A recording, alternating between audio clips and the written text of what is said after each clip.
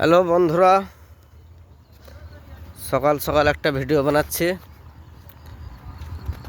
এই দেখুন,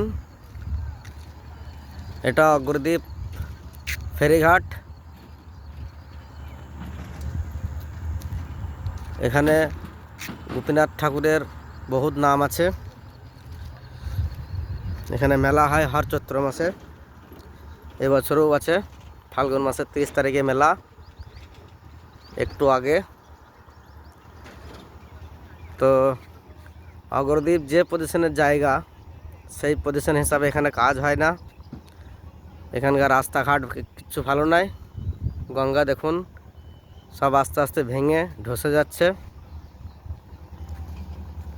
এখানে দূর দূর থেকে লোক আসে, এমনকি বাইরের দেশ থেকেও লোক আসে বাবা গোপীনাথের দর্শন করতে।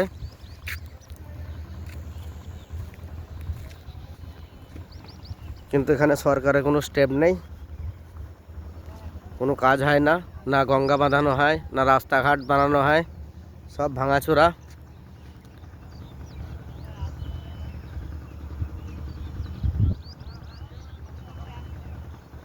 আপনারা একটু দেখবেন, লাইক শেয়ার করবেন।